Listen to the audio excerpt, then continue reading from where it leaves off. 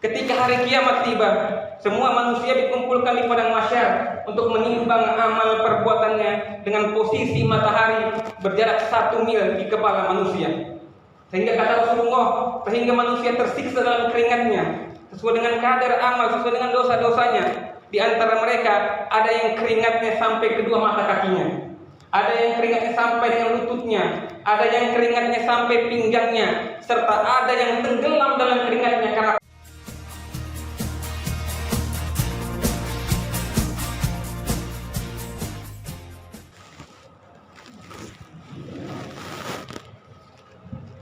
Alhamdulillahi malikid dayan, wassalatu wassalamu ala Muhammadin sayyidil waladin adnan wa ala alihi wa sahbihi wa tabi'in ala marriz zaman. Wa asyhadu an la ilaha illallah wahdahu la syarika lah wa asyhadu anna sayyidina Muhammadan abduhu kana khuluqul Qur'an. Amma ba'd, ibadur rahman, fa inni usikum wa nafsi bittaqwallahil manan. Ittaqullaha haqqa tuqatih wa la tamutunna illa wa antum muslimun. Jamaah Jumat rahimakumullah, kembali khatib berwasiat, marilah kita tingkatkan takwa kita dengan salah satu cara, yaitu bersungguh-sungguh dalam melaksanakan sholat Jumat ini. Dan Jumat, dan juga marilah kita mudah-mudahan kita sepakat sesuai dengan sepakatnya para ahli hadis, yaitu bahwa Nabi Muhammad SAW bersabda, al-ardu kulluha masjidun illal maqbarah wal hammam. Kata Nabi, seluruh bumi ini adalah masjid kecuali kuburan dan kamar mandi. Maka kita sepakat kita berada dalam masjid Allah Subhanahu wa taala. Jamaah Jumat rahimakumullah, suatu hari Amirul Mukminin Umar bin Khattab menerima 2 surat yang berbeda isinya dari seorang gubernurnya. Setelah dibaca, ternyata 2 surat itu dikirim oleh satu orang yang sama, yaitu seorang gubernur yang hendak memberikan kabar kepada beliau sebagai kepala negara. Sang gubernur sejatinya mengirim surat tersebut pada tanggal dan bulan yang berbeda, namun entah mengapa keduanya datang bersamaan. Di sisi lain, Khalifah Umar juga membingungkan manakah sebenarnya yang pertama yang dikirim dan mana pula yang kedua, sebab tak ada tahun yang tertulis pada tahun surat tersebut. Atas insiden tersebut, maka terbitlah sebuah gagasan agar kaum muslimin memiliki penanggalan tahun hingga kejadian tak terulang lagi.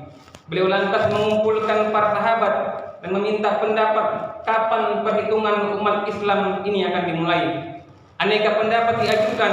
Ada yang kemukakan agar tahun itu dimulai tahun kelahiran Rasulullah. Ide lain mengatakan saat Isra wal Mi'raj. Ada pula yang berpendapat bahwa tahun wafatnya Rasulullah. Dari semua perkara tersebut ternyata buah pikiran sahabat Ali yang diterima, yaitu bulan Muharram menjadi bulan pertama Hijriah berdasarkan pendirian Masjid Kuba. Disinilah kecerdasan seorang Ali terbukti rupanya. Beliau berlandaskan surah At-Taubah ayat 108. La masjidun ussisa 'ala taqwa min awwal yaumin ahaqqu an taqumu fi.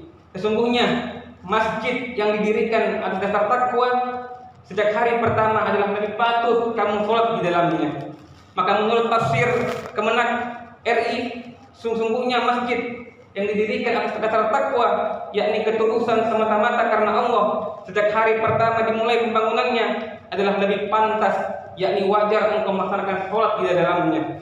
Melihat kisah di atas, maka salah satu adalah pendirian masjid mampu membentuk sejarah dan ketetapan yang hakiki, yaitu penentuan awal tahun Islam. Begitu juga dengan harapan perusahaan ini. Insya Allah sudah tentu perusahaan membangun masjid ini tidak lain adalah ingin menjadikan kita semua menjadi pribadi yang lebih bertakwa, menjadi pribadi yang lebih baik dalam ibadah, khususnya sholatnya. Dan timbal baliknya adalah keberkahan yang diberikan Allah Subhanahu wa taala atas perusahaan ini. Amin. Jamaah Jumat rahimakumullah, ketika seorang hamba berada pada titik kerjanya, mungkin ada yang ingin melangkah menuju meja pimpinannya, atau ada yang melangkah menuju lobi, atau melangkah menuju workshopnya, maka langkah itu hanyalah langkah kewajiban bekerja. Tetapi jika dibandingkan dengan langkah ke tempat istimewa ini, maka bedalah hasilnya. Sesuai dengan hadis yang terkenal, man roha ilal masjid al-jamaah faqad watun tamhu sayyi'ah wa qad watun taktubu lahu hasanah zahiban wa raji'an. Barang siapa yang berangkat menuju masjid untuk sholat berjamaah, maka satu langkah akan menghapuskan dosanya dan langkah berikutnya akan dicatat sebagai kebaikan, baik pada saat berangkatnya maupun saat kembali dari masjid. Hadis riwayat Ahmad. Maka beruntunglah kita yang mampu melangkahkan kaki kita ke rumah Allah, ke masjid ini. Hanya dengan langkah kita, dosa kita berguguran dan kebaikan pahala kita terus bertambah. Jamaah rahimakumullah. Ketika hari kiamat tiba, semua manusia dikumpulkan di padang mahsyar untuk menimbang amal perbuatannya dengan posisi matahari berjarak 1 mil di kepala manusia. Sehingga kata Rasulullah, sehingga manusia tersiksa dalam keringatnya sesuai dengan kadar amal, sesuai dengan dosa-dosanya. Di antara mereka ada yang keringatnya sampai kedua mata kakinya, ada yang keringatnya sampai dengan lututnya, ada yang keringatnya sampai pinggangnya, serta ada yang tenggelam dalam keringatnya karena panasnya matahari tersebut. Dan tentu kita mempercayai dengan iman kepada Allah Subhanahu wa taala. Maka pada saat hari yang panas itu, jamaah rahimakumullah, ternyata ada juga manusia yang tenang-tenang saja, merasa dingin, merasa sejuk. Siapakah mereka? Maka Nabi Muhammad menjawab dalam hadisnya, sab'atun yuzilluhumullahu fi zillati yawmin la zilla illa zilluh, wa rajulun qalbuhu mu'allaqun bil masajid. Ada 7 golongan manusia yang akan mendapatkan naungan Allah Subhanahu wa taala. Pada hari itu tidak ada naungan kecuali naungan Allah. Salah satunya adalah seorang laki-laki yang hatinya terpaut dengan masjid. Maka beruntunglah kita yang disediakan masjid di tempat ini untuk kita ibadah. Dengan harapan besar juga kitalah semua termasuk orang yang selalu hatinya terpaut dengan masjid dan akan mendapatkan naungan Allah Subhanahu wa taala di padang mahsyar nanti. Amin. Jemaah rahimakumullah. Maka sebagai penutup khutbah yang singkat ini, terkisahlah dalam sejarah bahwa seorang wanita penjual diri yang sedang kehausan dimasukkan ke dalam Allah Subhanahu wa taala surga hanya karena memberikan minuman pada seekor hewan kalbun atau anjing yang kehausan. Dan juga tercatat dalam sejarah seekor kalbun, anjingnya masuk dalam surga karena menemani 7 pemuda Ashabul Kahfi berlindung dalam gua. Hewan itu bernama Kifir, diabadikan dalam surah Al-Kahfi.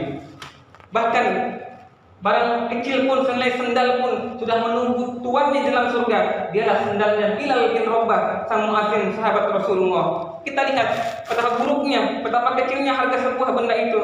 Tapi masuk dalam surga bukan tanpa alasan, tetapi ada kebaikan yang tersirat di dalamnya. Maka jamaah rahimakumullah, jika memang ada sendal yang dibawa mati, bukanlah yang mahal harganya, melainkan yang senantiasa menjadi alas kaki kita menuju melangkah ke masjidnya Allah. Jika memang ada sepatu yang dibawa mati, maka bukanlah yang mahal harganya, bukan yang tahan lama fungsinya, melainkan sepatu safety yang senantiasa menjadi alas kaki kita menuju rumahnya Allah ini. Kalau memang ada pakaian yang dibawa mati, tentu saja bukan karena butiknya, bukan karena desainernya, melainkan seragam kerja yang kita pakai untuk beribadah kepada Allah Subhanahu wa taala di masjid ini. Namun kenyataannya tidaklah ada barang yang ikut dalam kubur selain kain kafan yang terpakai dalam tubuh kaku tak berdaya. Yang ada hanyalah amal ibadah kita yang mengikuti kita sampai ke yang kubur dan akhirat nanti. Fungsi sendal, sepatu, seragam itu ciptaan Allah Subhanahu wa taala yang memberikan kita nilai ibadah sehingga kita bisa menikmati nikmat kubur sampai Allah masukkan kita ke dalam surganya. Allah berfirman, "Subhanallahi ma fis samawati wal ardh." Semua yang ada di langit dan bumi ini adalah bertasbih kepada Allah Subhanahu wa taala. Semoga Allah Subhanahu wa taala memberikan kita umur yang panjang, selalu memberikan kita hidayah untuk bisa selalu berbuat kebaikan. Amin. Amin ya rabbal alamin.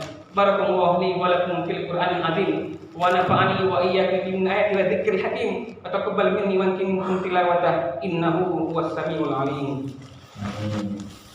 Allahumma shalli wa sallim ala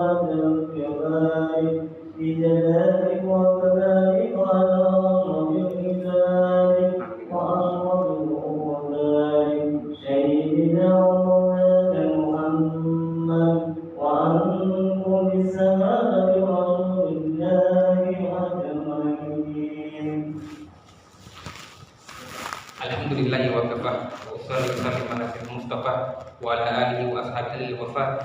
Asyhadu an la ilaha illallah wahdahu la syarika lah wa asyhadu anna Muhammadan abduhu wa rasuluhu amma ba'd. Wa ya ayyuhal muslimun usikum wa nafsi bittaqwal aliyil azim.